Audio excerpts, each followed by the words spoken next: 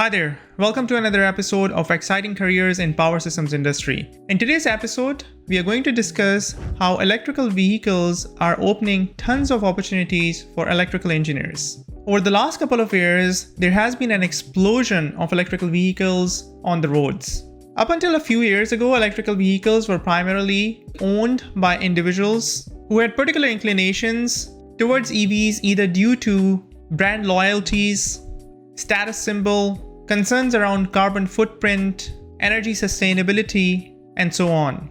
But EVs have shaken that mold and are now becoming mainstream. In many ways, they are no longer reliant upon the government subsidies and rebates. And most of the major car manufacturers are coming up with very interesting new models and even reboots of their current lineups in the form of electrical vehicles. This trend is only going to gain steam because more and more countries are targeting the transportation sector, which is a significant source of greenhouse gas emissions. And now that the technology is there, it makes all the more sense to go about making this transition sooner rather than later.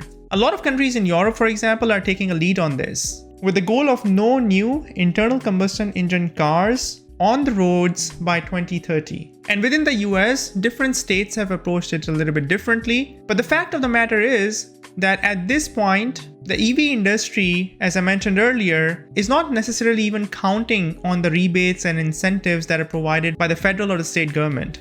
And again, the point of this video is not to talk about advantages or disadvantages of a particular type of a car, but the goal is to discuss how this new technology is unlocking tons of opportunities for electrical engineers. The way I like to look at the impact of electrical vehicles for electrical engineers is through two different lenses. There are direct and indirect opportunities that are opening up due to electrical vehicles for electrical engineers with a focus on power systems engineering. Let's talk about direct opportunities. These involve research and development, implementation, engineering, designing, testing, standardization, manufacturing, mass production, system optimization of all aspects of the EV. You can start from battery technology, its performance, its life, its durability, as well as the sensors and the controls that are associated with most of these electrical vehicles, autonomous driving, all the telemetry, instrumentation that is built into it,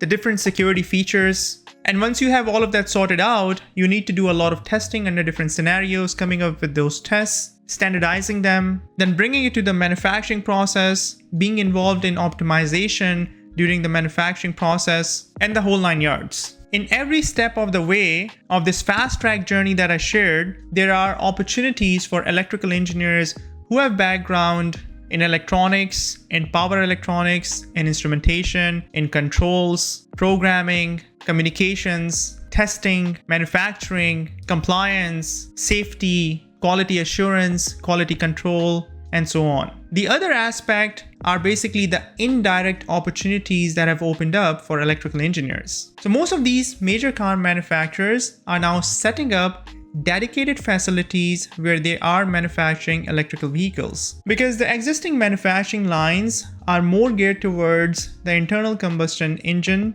vehicles. Whenever you set up a new facility, you always need electrical engineers. Why? Because they're the ones who are going to be doing the design of the facility. These facilities require electrical engineers who have knowledge of low voltage, medium voltage, and sometimes even high voltage design. As more and more of these facilities come up, there are more and more job openings for electrical engineers who have experience in facility design. The car manufacturers would a lot of times outsource all of this design to MEP, consulting firms, and so on, and that will create opportunities for design firms who will now be directly working for these manufacturers on their EV facilities, and they will be engaging more and more electrical engineers. Once a facility is constructed, you might be wondering, okay, then what's next? You can find tons of job opportunities where these EV manufacturers are trying to hire electrical engineers in-house in order to maintain these facilities.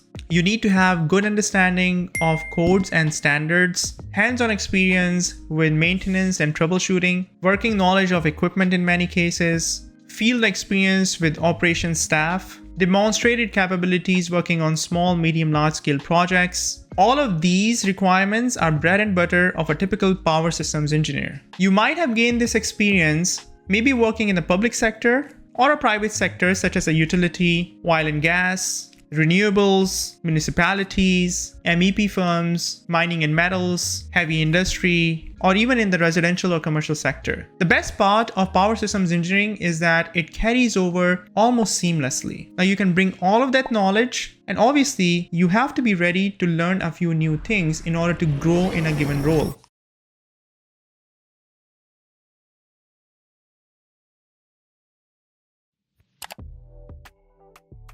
If you like this video, then please don't forget to subscribe to this channel. Feel free to ask me any questions in the comment section of this video below. You can find tons of success stories of my FE Electrical and PE Power students over here. And if you want to learn more about preparation of FE Electrical and Computer exam and the PE Power exam, then check out these playlists over here. Thanks for watching, and I'll see you soon in the next video.